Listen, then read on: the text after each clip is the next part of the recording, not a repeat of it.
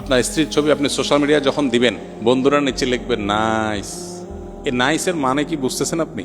সে কি বুঝাইতে চাচ্ছে? একটু বিবেকটা খরচ করেন।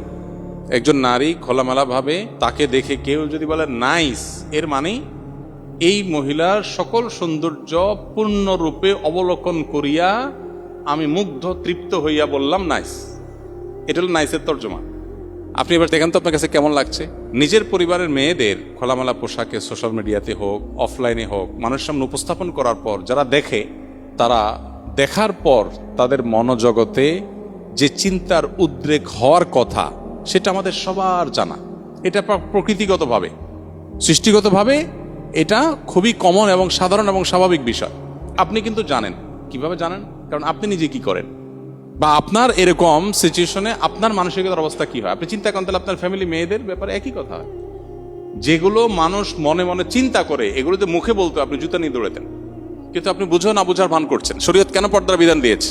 আপনি নিজেকে খুব উদার, খুব ব্রড, খুব আপনি একেবারে অনেক স্মার্ট, আধুনিক বানাচ্ছেন। আপনি তো আসলে সেকেলে। আপনার পরিবারের মেয়েদের মানুষের সামনে তাদের সৌন্দর্য উপস্থাপন করার মধ্য দিয়ে মানুষের কাছে যে বাজেভাবে তাদের উপস্থাপন করছেন, তাদের যে অপমান করছেন, এটা আপনি বোঝারও চেষ্টা করছেন। শত শত পুরুষ দেখছে, মানলাম কেউ হয়তো অন্ধ, চোখের জ্যোতি কম, দেখেই নেবে ছাড়া। হতে পারে কিছু মানুষ ফিজিক্যালি অসুস্থ, তার মনে বাজে চিন্তা আসার সুযোগই নেই, অসুস্থ হতে পারে, এরকম আরো কিছু। কিন্তু শত শত হাজার হাজার মানুষ যখন দেখে, আপনি তো হলফ করে বলতে পারেন, নিশ্চিত বলতে পারেন যে কিছু মানুষ এখানে অবশ্যই মনে মনে তাকে নিয়ে জেনা করছে। সন্দেহ আছে কোনো? এইটুকু বোঝার জন্য তো পণ্ডিত হওয়ার দরকার নেই। তো আমার ফ্যামিলির একজন মেয়ে, আমার স্ত্রী, আমার বোন, আমার মা, আমার ফ্যামিলির কেউ, তাকে আমি মানুষের সামনে উপস্থাপন করে মানুষের কাছে এরকম নোংরা চিন্তা করার সুযোগ করে দিব, এটা কোনো রুচিশীল পুরুষ করতে পারে না। এখানে শুধুমাত্র শরীয়ী বিধানের ব্যাপার না, এটা রুচির প্রশ্ন। এই জিনিসটা আমরা অনেকে বোঝার চেষ্টা করি না। তো সোশ্যাল মিডিয়াতে আপনি যদি ছবি দেন ঈদকে কেন্দ্র করে, তাহলে সেক্ষেত্রে এই বিষয়গুলো মাথায় রাখা, যে হালাল হারাম, পর্দার বিধিবিধানগুলো আমি কি করছি কিনা, সব কিছু প্রকাশ করার জিনিস না। যখনই রেস্ট্রিকশনের কথা আসে, শরীয়তের বিধিনিষেধের কথা আসে, আমরা মনে করি যে হুজুররা অনেক টাইট। আপনি অনেক কিছুর ছবি প্রকাশ করেন না, লুকান, সবকিছু আপনি দেখেন না। আপনিও যথেষ্ট কনজারভেটিভ অনেক ইস্যুতে, কিন্তু আল্লাহর বিধিবিধানের ভিত্তিতে যে ব্যক্তি নিজেকে নিয়ন্ত্রণ করে, আপনি তাকে নিয়ে বাজে কথা বলেন, তাকে নিয়ে আপনার মনে হয় সে অনেক কনজাস্টেড, সে অনেক সংকীর্ণ, আপনি মনে অনেক উদার। মূলত আপনি উদার না, আপনি উদাসীন। আপনি উদার না, আপনি আসলে উদাসীন।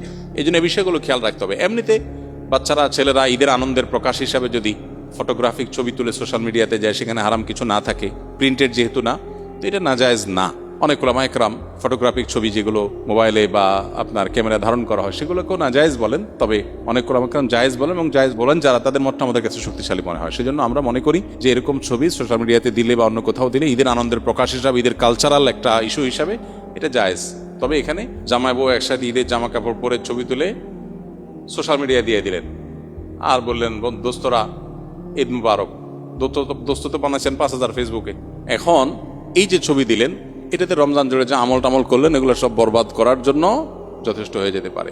সেরকম একটা কাজ করলেন, তো এটা তো না জায়েজ কাজ।